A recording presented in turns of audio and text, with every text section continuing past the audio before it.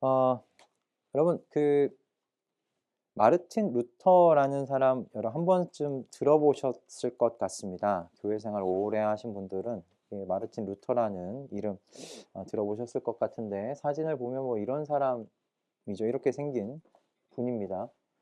사진마다 좀 다른데 아무튼 마르틴 루터 이렇게 생기신 분입니다. 이분 때문에 저희가 이 개신교라고 하는 우리 교회들이 생겨날 수 있었고요. 이분이 종교개혁 운동을 유럽에서 이제 시작한 인물로 우리가 알고 있지요. 근데 이 마르틴 루터가 처음에는 뭐 가톨릭 수도사였습니다.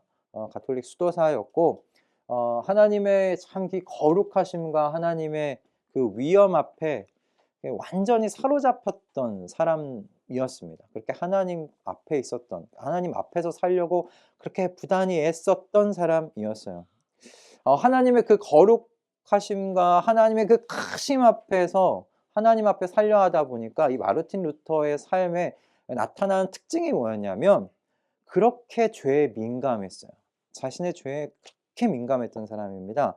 그래서 자기 안에서 계속 발견되는 이 죄의 문제를 해결하기 위해서 여러 가지 방법들을 동원했었는데, 뭐 이미 가톨릭 수도사였기 때문에 정말 하루하루를 기도와 봉사로 채우면서 살았던 사람이 이 마르틴 루터였어요.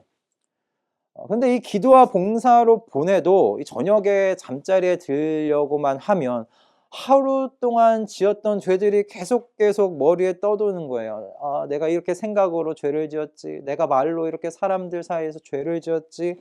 내 행동 하나하나에 있었던 죄악의 그 씨앗들이 보이니까 너무너무 힘들었다는 거예요. 그래서 이 마르틴 루터는 이렇게 고백하기도 했답니다. 이제 가톨릭 같은 경우는 신부한테 자신의 죄를 이렇게 하나하나 다 이야기를 하거든요. 고해성사라고 해서 하는데, 여러분 마르틴 루터가 몇 시간을 최대 몇 시간을 고해성사하신지 아십니까? 최대 6시간을 고해성사를 했답니다. 연속으로 6시간. 야, 저는 그 이야기를 들으면서 그 6시간 동안 이 마르틴 루터의 죄에 대한 이야기를 들은 그 신부님도 대단하시다라는 생각이 들었어요. 6시간을 그렇게 죄에 대한 고백을 하고서 또 돌아서면 다른 죄들이 이게 생각이 났던 거예요. 그러면서 이런 질문도 생겼답니다.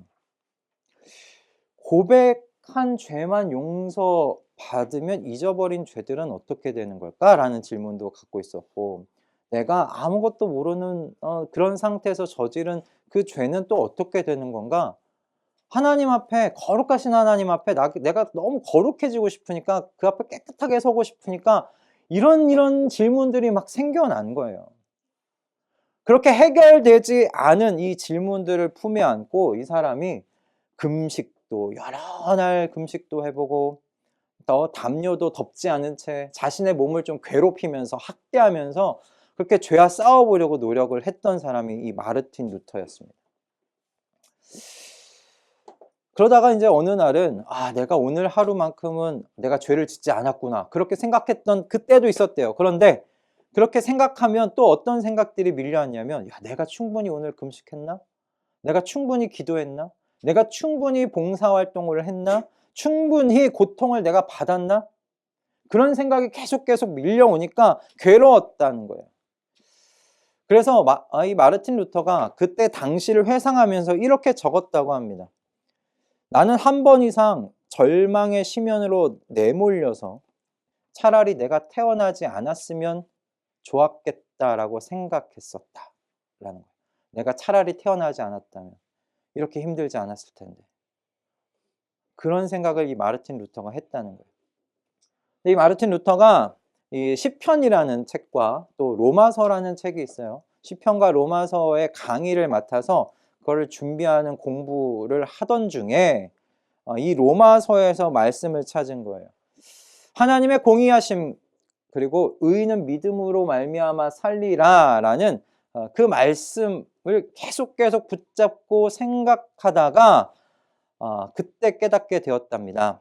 하나님의 공의가 무엇이냐면, 하나님께서 은혜와 순전하신 그 자비하심을 통해서 저와 여러분, 우리를 믿음으로 의롭게 하시는 것, 그것이 하나님의 공의구나라고 생각했다는 거예요. 그게 하나님의 공의다. 우리를 그분의 자비와 은혜로 우리 의롭게 해주시는 것, 그것이 그분의 공의하심이구나. 마틴 루터가 그래서 그때부터 다시 태어난 것과 같이 되었고, 그리고 굉장히 자유를 느꼈다. 진짜 참 자유를 느꼈다. 그렇게 자신의 고백록 안에서 이야기를 하고 있습니다. 이것이 뭐 이제 좀 어려운 말로 이신칭의라고도 우리가 이야기를 하고, 믿음으로 의롭다고 칭함받는다라고 우리가 풀어서도 이야기를 하는 우리 개신교가 붙잡고 있는 진리 중에 하나입니다. 근데 성경을 보면 이미 주님이 복음 안에서 사람은 그 믿음으로 의롭게 된다는 것을 수차례 이미 말씀을 해 놓으셨어요. 종교개혁이 이루어지기 전까지 그게 가리워져 있었던 복음의 내용이었던 거죠. 오늘 저희가 뭐 그 종교개혁에 대한 이야기를 나누려고 지금 마틴 루터의 이야기를 지금 이렇게 길게 하고 있는 것이 아닙니다. 우리가 오늘 좀 생각하고자 하는 바가, 복음이 제대로 전해지면 사람 안에 무슨 깨달음이 뒤따르느냐? 하나님의 은혜에 대한 깨달음이 뒤따른다는 것을 지금 함께 나누고자 이 마르틴 루터에 대한 이야기를 한 거예요. 전 마르틴 루터의 이야기가 이 진리에 대한 참 좋은 증거라고 생각을 합니다. 여러분, 복음을 제대로 깨닫지 못하면 사람은 하나님 앞에 스스로의 노력으로 서보려고 애쓰게 돼요. 이미 하나님께서 용서해 주신 죄와 싸우느라고 자신과 자신 주변을 힘들게 만드는 거예요. 마르틴 루터가 자신 안에 있는 죄와 싸우기 위해서 얼마나 지금 힘들게 자신을 괴롭혔는지 여러분 방금 듣지 않으셨습니까? 마틴 루터 스스로 자신의 입으로 고백하는 바예요. 충분히 금식했는지, 충분히 내가 기도했는지, 충분히 나를 고통스럽게 만들었는지, 충분히 봉사를 했는지, 자기 자신을 늘 그렇게 살폈다는 거예요. 거룩하신 하나님 앞에 내가 서기 위해서. 그런데 이 충분이라는 기준이 너무 모호하잖아요. 하나님 거룩하신데 그분 앞에 내가 어떻게 충분히 설 수 있는가? 그 충분히가 어느 정도인가? 이게 가늠할 수가 없으니까 절망하게 되는 거예요. 그러는 중에 마틴 루터가 만난 게 의인은 믿음으로 산다라는 말씀이었어요. 그 복음이었던 거예요. 하나님께서 오직 그 사람의 믿음만을 보시고 그 안에 있는 죄를 용서해 주시면서 너가 의인이다 라고 말씀해 주신다는, 여러분이 좋은 소식. 루터가 여기에서 하나님의 은혜와 자비를 깊이 경험한 것이죠. 우리가 오늘 그래서 이 복음과 이 은혜의 관계를 이 안에서 좀 생각해 보려고 하는 겁니다. 여러분, 복음과 은혜의 관계는 이 바울 사도의 또 깊은 관심사이기도 했어요. 이 골로새 교회 성도들에게 쓴 바울의 편지만 봐도 이 복음하고요, 이 하나님의 은혜 관계에 대해서 사도 바울이 큰 관심을 갖고 있었습니다. 본문 오늘 6절과 7절 말씀을 보시면 이 복음이라는 말하고요, 이 은혜라는 말이 섞여서 사용되고 있다는 것을 우리가 볼 수 있어요. 6절과 7절 말씀 우리 함께 한 번만 더 다시 좀 읽어보도록 하겠습니다. 자, 시작. 이 복음은 온 세상에 전해진 것과 같이 여러분에게 전해졌습니다. 여러분이 하나님의 은혜를 듣고 참되게 깨달은 그날로부터 여러분 가운데서와 같이 온 세상에서 열매를 맺으며 자라고 있습니다. 여러분은 하나님의 은혜를 우리와 함께 종이된 사랑하는 에바브라에게서 배웠습니다. 여러분, 바울이 골로새 그 교인들에게 에바브라를 통해서 여러분들이 복음이 전해졌다고 이야기를 하고 있어요. 그런데 복음이 전해지자 어떤 일이 일어났느냐, 어떤 깨달음이 일어났다고 이야기합니까? 그죠? 하나님의 은혜에 대한 깨달음이 일어났다고 이야기를 하죠. 하나님의 은혜를 듣고서 참되게 깨달은 그날로부터. 근데 앞에서 보면 복음을 먼저 가르쳤거든요. 즉 복음이 하나님의 은혜라는 거예요. 복음을 배운 것이 아니라 하나님의 은혜를 배웠다고 지금 이야기를 하고 있잖아요. 그래서 이런 바울의 말 속에서 우리가 확신할 수 있는 게 뭐냐면 우리가 받은 좋은 소식이라는 것과 그리고 하나님의 이 은혜가요 분리될 수가 없어요. 복음 따로 하나님의 은혜 따로일 수가 없다는 거예요. 여러분이 복음을 받으면 하나님의 은혜를 깨닫는 거예요. 그게 그냥 한 묶음이라는 거죠, 여러분. 복음이 전해지는 곳에 하나님의 은혜, 복음을 내가 알았는데 하나님의 은혜가 뭔지 모른다? 그럼 여러분 복음을 모르는 거예요. 복음을 모르는 겁니다. 복음을 알면, 복음을 받으면 하나님의 은혜에 대해서 깨닫고 알게 돼요. 복음이 전해졌는데 그날로부터 하나님의 은혜를 듣고서 깨달았다고 이야기합니다. 그럼 여러분 궁금하셔야 돼요. 복음하고 하나님의 은혜에 대한 이 깨달음이 어떻게 관계가 있나라고 여러분 궁금하셔야 돼요. 복음을 통해서 하나님의 은혜를 안다는 게 그냥 간단하게 하나님께서 나를 용서해 주셨지. 그래서 내가 구원받았지. 하나님 참 감사합니다. 이런 그냥 일회적이고 피상적인 게 아니라는 거죠. 복음을 통해서 하나님의 은혜를 알고 지금 이 골로새 교회 성도들은 어떻게 됐습니까? 다른 삶을 살게 됐다고 이야기를 하고 있어요. 사도 바울이. 아주 과거와 완전히 다른 삶을 살고 있다는 거예요. 골로새 성도들이. 그들 안에 새로운 삶의 모습을 발견하고서 사도 바울이 함께 지금 에바브라와 기뻐하고 있잖아요. 그들 안에서 뭘 발견했대요? 믿음에 대한 걸 발견했고 사랑의 모습을 서로 발견했고 소망을 갖고 사는 모습을 발견했대요. 여러분, 복음이 이렇게 능력이 있다는 거예요. 여러분 안에 우리의 좋은 소식 들려오면 그 좋은 소식이 한 사람의 인생을 이렇게 다른 모습으로 바꿔놔요. 그래서 성경이 복음에 대해서 이야기를 할 때 하나님의 능력이라고 이야기를 합니다. 하나님의 능력이 복음을 통해서 우리 가운데 역사하는 거죠. 그 하나님의 능력이 어떻게 일회적일 수 있겠어요? 어떻게 피상적인 걸 수 있겠어요? 그러면 이렇게 우리의 한 사람의 인생을 바꾸어 놓는, 그래서 그 지역을 바꾸어 놓는 이 복음의 내용이 무엇이냐? 오늘 이참에 우리가 다시 한번 정리하고 좀 생각해 봤으면 좋겠습니다. 여러분, 복음의 내용이요, 철학적이지 않아요. 철학적이지 않아요. 지금 요게 같이 예배를 듣고 있는 4학년 저희 선율이도 듣고서 이해할 수 있는 내용이에요.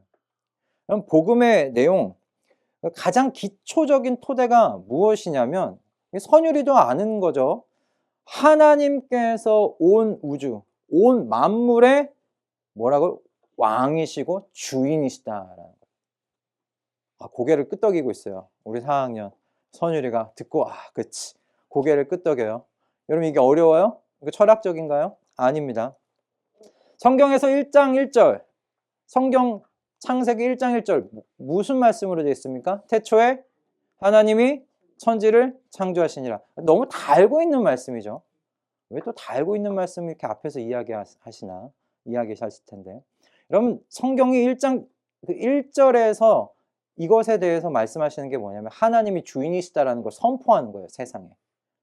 하나님이 주인이시다. 하나님만이 주인이시다. 하나님만이 진짜 왕 되신다. 이것을 지금 선언하고 선포하고 있는 거예요. 그래서 이 진리가 흔들리면 안 돼요. 우리 가운데.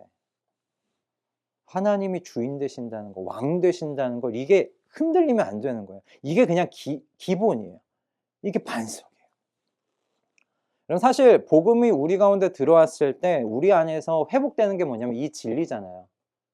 하나님이 내 인생 왕 되신다. 나의 진짜 주인 되신다. 여러분 이게 회복되는 거거든요. 그러므로 여러분 이 말씀이 여러분 안에 진리로서 자리를 잡아야 돼요. 그런데 방금 우리가 말씀한 대로 하나님께서 우리 안에 복음이 들어오면서 하나님께서 다시 우리 안에 왕으로 복귀하시는데 복귀하신다라는 그 의미가 뭡니까? 복귀하시는 거잖아요. 그럼 지금은 왕이 아니셨다는 거잖아요. 우리 안에서, 사람들 안에서 반역이 일어났다는 걸 의미해요. 그죠? 우리 안에 반역이 일어났어요. 하나님이 원래 왕이신데 반역이 일어났어요. 쿠데타가 일어났어요. 그래서 하나님을 왕으로 인정하지 않고 왕의 자리에서 쫓아낸 다음에 그 왕의 자리를 누가 차지했느냐? 사람 스스로가 차지한 거예요. 내가 왕으로 한번 살아보겠다. 내가 왕으로 한번 세상 다스려 보겠다. 내가 주인으로 한번 주인 행세하면서 좀 떵떵거리면서 좀 살아봐야 되겠다라는 일이 우리 안에서 일어난 거예요. 그리고 이것이 성경에서 이야기하는 뭐냐면 죄의 뿌리예요. 죄의 뿌리. 이게 죄의 뿌리예요. 여기서부터 수많은 죄들이 나타나는 거죠.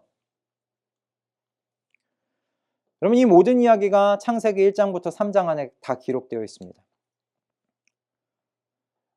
그의 인류의 이야기가 뭐냐면 수많은, 다 각자가 왕이에요. 사실 다 각자 왕이에요. 왜? 내가 주인돼서 사니까 세상은 다 각자가 왕인 사람들이 살아가는 세상이에요.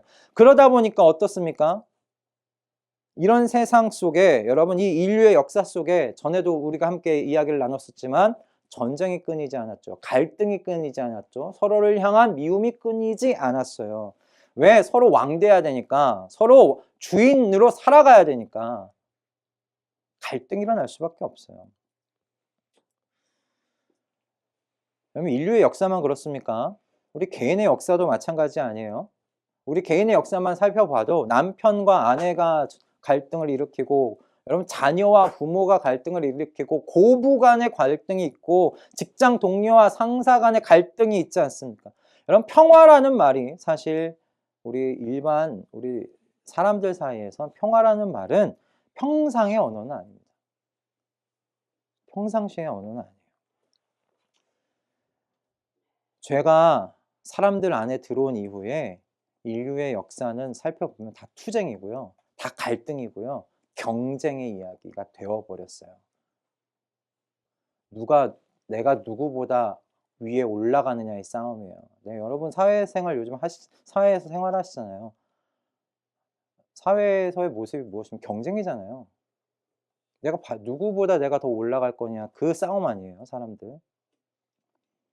정말 수고하고 짐진 자들의, 여러분, 그런 삶이 세상에서의 삶 아니에요? 하나님 모르는 분들의 삶. 그리고 스스로 이 죄의 문제를 해결할 수도 없는 존재들이 돼서 영영 하나님께 돌아갈 길을 잃어버린 사람들의 그런 이야기들이 아닌가라는 생각이 들어요. 그게 두 번째 진리예요. 근데 세 번째, 복음이 어떤 좋은 소식이 들려왔는가? 하나님께서 하나님의 아들이신 예수 그리스도를 보내신 거예요.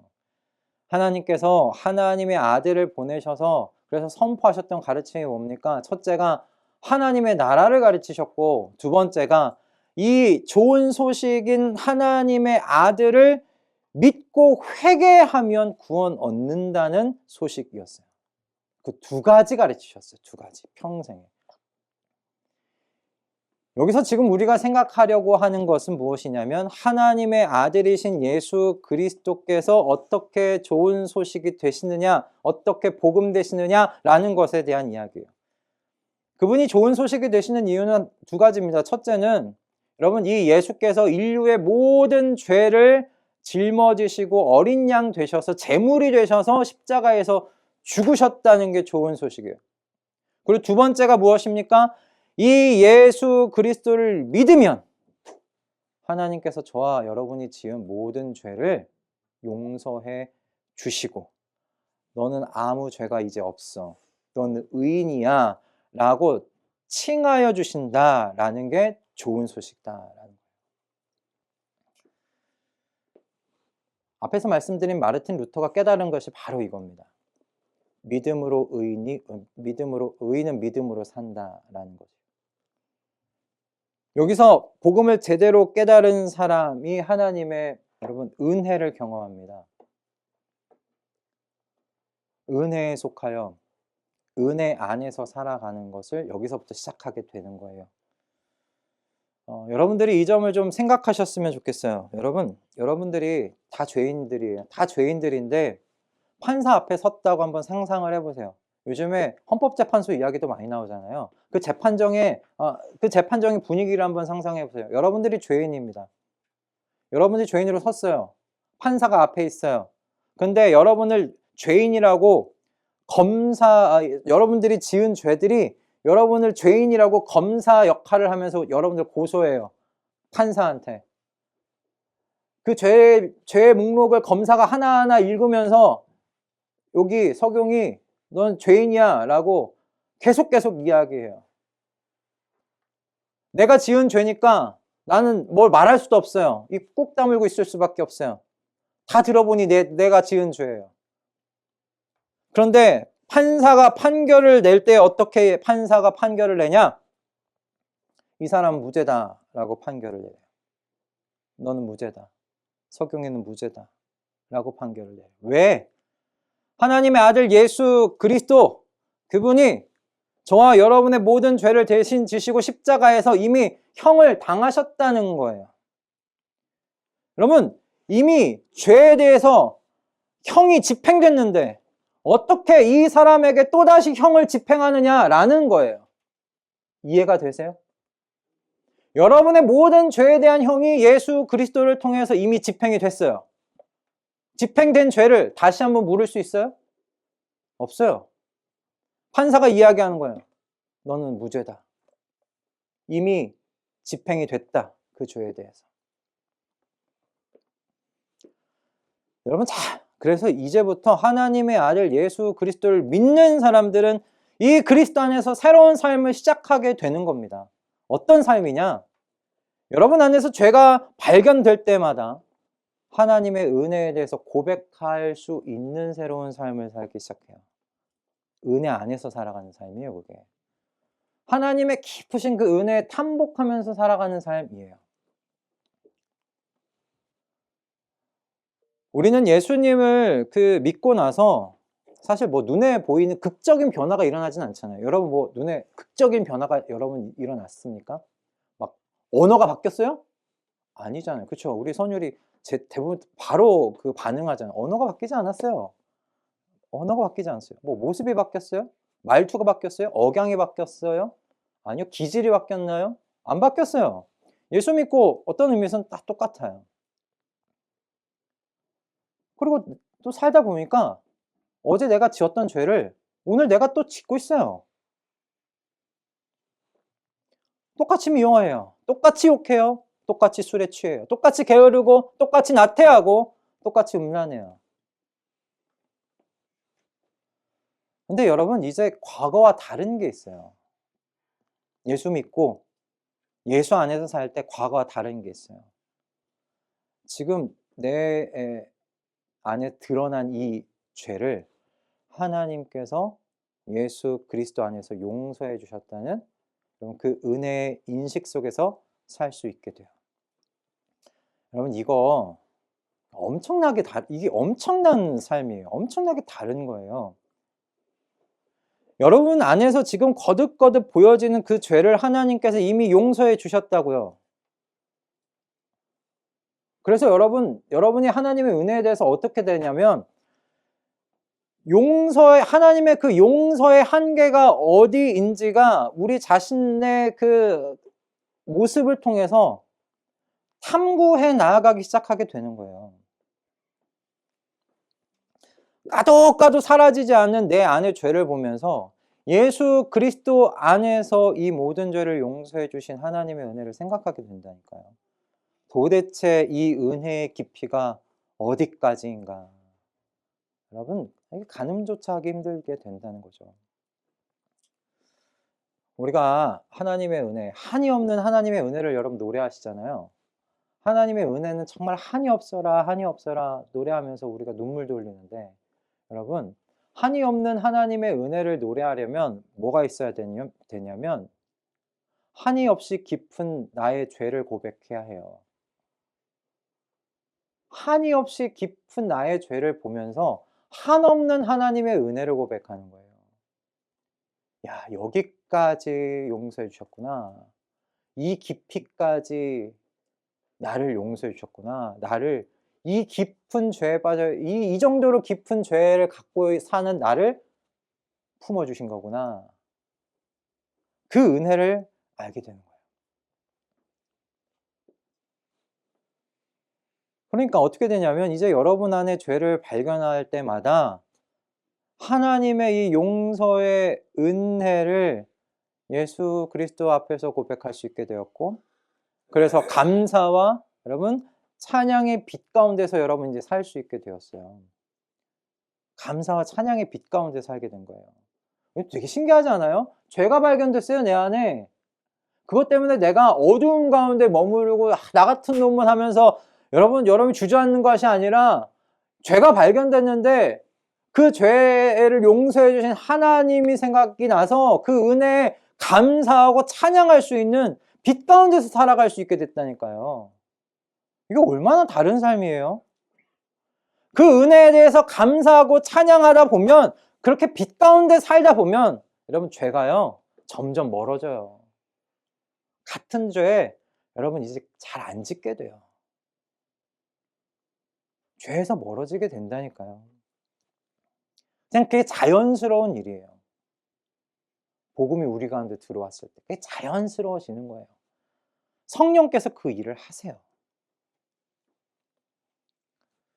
그래서 두 번째로 이 우리가 은혜 안에서 살게 되면 눈에 띄는 새로운 삶이 뭔지 아세요?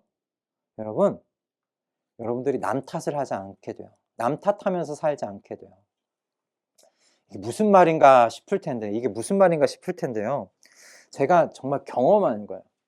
간혹 가다가 여러분들이 하나님의 은혜를 정말 깊이 받은 사람이 어떤 열심이 생기냐면, 내가 하나님을 위해서 정말 열심히 살아보고 싶은 마음이 생기거든요. 그 내 감정과 모든 태도를 하나님께 다 드리고 싶은데, 이 감정과 우리의 이 삶의 하나님 앞에의 태도를요 사탄이 이용해서 죄짓게 만들어요. 제가 말씀 좀 예를 들어 볼게요. 제가 신대원 다닐 때예요. 제가 신대원 다닐 때인데 결혼 전이죠. 근데 그때 제가 하나님 앞에 정말 열심히 살아보고 싶었어요. 그래서 정말 그 하루의 계획을 정말 꼼꼼히 다 챙겨서 그 계획대로 하나님 앞에 살아보려고 노력했었을 때인데, 제가 그때 하남에 살았거든요. 제가 그때 안양에 살았는데 어머님 교회가 하남에 있었어요. 안양에서 하남이 좀 멀잖아요. 근데 어머님이 정말 열심히 특심이신 분이거든요. 저희 어머님이 수요 기도회도 가시지, 금요 기도회도 가시지, 주일 예배도 가세요. 근데 그때 되게 어머님과 싸우게 된 때가 많이 부딪히고 이렇게 싸우게 된 때가 금요 기도회 때였어요. 제가 어머니를 모시고 가야 되는데, 앞에서도 이야기했듯이 제가 시간을 정말 하나님 앞에 잘 드리고 싶은 거예요. 그러면 시간을 다 계산했을 거 아니에요. 이 안양에서 하남 가는 시간을 계산했을 건데, 어머님이 늦장을 부리시는 거예요. 이때 출발을 해야 차 안 막히고 하남 도착하고 그 이후에 여러 가지 일들을 해야 되고, 하나님 앞에 내가 뭔가 공부도 하고 뭐 책도 준비하고 페이퍼도 써야 되고 막 여러 가지 스케줄들이 있는데, 어머님이 뭐 이렇게 준비하고 이렇게 하다 보면 자꾸 출발 시간보다 30분 40분씩 늦는 거예요. 그러면은 그 하남 가는 길에 길이 막히거든요. 금요 퇴근 시간대잖아요. 이제 넘어갈 때가. 그러면서 이제 차 안에 딱 타면 이제 부글부글 끓는 거예요. 처음에 좀 참다가 이게 터져 나오는 거죠. 아니 지금 내가 몇 시에 출발하자고 했고 이렇게 하면 차가 막히는데 이후에 어떡할 거냐고 하면서 가다가, 어떨 때는 이게 핸들도 확 제 이 분을 못 참고 그랬어요. 근데 참 이게 하나님께서 제 편이 아니시더라고요. 저희 어머니 편이시더라고요. 그렇게 운전하면 분명히 막혀야 되거든요. 퇴근 시간대고 차가 안 막히는 거예요. 그냥 제 시간에 하나님 도착하는 거예요. 근데 어머니 아무 말씀 안 하세요. 꼭 닫고 거봐. 그 얼굴 표정이 이거예요. 거봐. 이거 하나님 내 편이시지. 얼마나 이게 부끄러웠던지. 되게 부끄러운 거예요, 속으로. 하나님, 그러니까 어머니 앞에도 부끄럽고. 이런 일이 여러분 근데 한 번으로 끝나면 뭐 우연히 그랬겠다 싶을 수 있지만 이게 반복이 되면 어떨까요? 이거 하나님이 나 지금 가르치시는구나 알겠더라고요. 그래서 제가 마음을 내려놨어요. 마음을 내려놓고 그때부터 어머니 이렇게 화내지 않고 이렇게 운전하고 다녔는데 그때 제가 깨달은 게 있어요. 하나님을 향한 나의 이 열심을 내 주변의 사람들이 이렇게 방해한다라는 그 생각하는 것, 그 생각 자체가 사탄이 주는 생각일 수 있구나라는 것이었어요. 사탄의 유혹일 수 있구나라는 것이었어요. 내 주변의 사람들, 오늘 예를 들면 당시 제 어머니가 늦게 준비하셔서 제가 성질내지 않고 짜증내지 않을 수 있었는데 성질내고 짜증내게 하셨다는 것, 그 어머님 때문인가? 아니라는 거죠. 그게 원래 제 성질인 거예요. 그게 원래 제 성질인 거야. 죄로 물든 제가 가지고 있던 원래 제 성깔이었던 거예요. 하나님께서 이미 예수 그리스도 안에서 용서해 주셨지만 하나님께서 하나님 앞에 제가 고쳐져야 할, 하나님께서 고치기를 원하셨던 제 성깔이었던 거죠. 이후로 그래서 회개하고 바꿨어요. 그 덕을 제 아내가 지금 보고 있는 거죠. 아무리 늦게 자도 그리 이렇게 감정의 요동 없이 편안하게 안전운전하면서 가고 있습니다. 저희 어머니가 고생하셨어요. 사시면서. 여러분 이해가 되십니까? 누구 때문에 내가 하나님을 향해 죄 짓지 않고 못 산다는 그런 말을 하지 않게 하나님께서 그렇게 해주신다는 거예요. 하나님 안에서, 은혜 안에 살아가면. 누구 때문이 아니에요. 그게 원래 내 성깔이에요. 내가 가지고 있었던 죄를 하나님 드러내신 거예요. 중요한 건 이거죠. 그렇게 드러난 내 못난 성깔, 내 못난 모습을 하나님께서 이미 용서해 주셨다. 그래서 하나님께 용서를 구할 게 아니고요. 어떻게 하냐면 이미 용서를 받은 것이고 하나님의 은혜 안에서 감사하고 회개하면서 조금씩 고쳐가면 돼요. 그것 때문에 분노하고 그것 때문에 내가 마음 아파할 필요가 없어요. 이미 용서받은 것을 뭘 그래요. 이미 용서를 해주셨어요. 여러분 마치 이런 거예요. 한번 사진을 보시면 여러분 이게 뭐 유적지잖아요, 그죠? 이게 유적지인데 내 안에 새롭게 이 유적지가 지금 현재예요, 아니면 과거의 일들이에요? 과거예요, 여러분. 여러분 안에 새롭게 드러나는 죄의 모습이 뭐냐면 마치 이 유적지예요, 유적지. 마치 유적지 같은 거예요. 과거예요. 오늘날 힘을 발휘하지 못해요, 여러분의 삶에. 발휘하지 못해요. 이미 하나님께서 용서해 주셨고 이건 유적지처럼 과거의 일이 되어버렸어요. 어떻게 하냐? 우리 유적지에서 뭐 해요, 여러분? 구경하시잖아요. 구경하시잖아요. 이렇게 되었었구나. 구경하시잖아요. 여러분 안에 여러분이 알게 된 드러난 그 죄를요, 여러분 유적지 보듯 보세요. 하나님이 이것도 용서해 주셨구나. 와, 이런 죄까지도 이렇게 용서해 주셨구나. 내 안에 있는 이 뿌리 깊은 이것까지 용서해 주셨구나. 여러분 관람하세요. 보세요. 그러면서 하나님의 작품을 찬양하세요. 감사하세요. 그 복음이에요, 여러분. 죄가 아무런 힘을 쓰지 못해요, 우리 안에서. 왜? 하나님이 용서해 주신 거 뭐? 그럼 감사하면 돼요, 하나님께. 찬양 드리면 돼요. 유적지 보듯 관람하세요. 예수 그리스도 안에서 이미 하나님께서 용서하신 것이니 이 죄는 살아있지 않아요. 죽은 것과 다름없어요. 그것을 괜히 생명 불어넣지 마세요, 거기에. 이거 내가 이 죄를 그건 생명을 불어넣는 거예요. 이 죄는 예수 그리스도의 십자가 앞에서 이미 용서함을 받았으니 살아있지 않다. 죽은 것이다. 하나님이 용서하신 것이다. 관람하십시오. 이 또한 하나님의 작품입니다. 여러분 그렇게 복음이요, 하나님의 은혜와 한 몸이에요. 놀랍지 않습니까?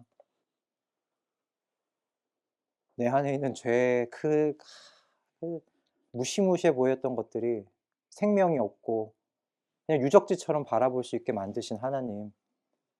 그게 은혜입니다. 은혜입니다. 그래서 이렇게 얘기하는 거, 받을 자격이 없는 사람이 하나님 은혜 참 받습니다. 이 용서의 은혜를 받습니다. 받을 자격 없는 사람이 하나님의, 여러분 그 은혜가 하나님에게 자녀가 되게 해주셨네요. 자녀로서 이렇게 하나님의 역사, 하나님의 이렇게 일하신 것, 죄 용서해 주신 것 이렇게 구경하면서 사네요. 하나님.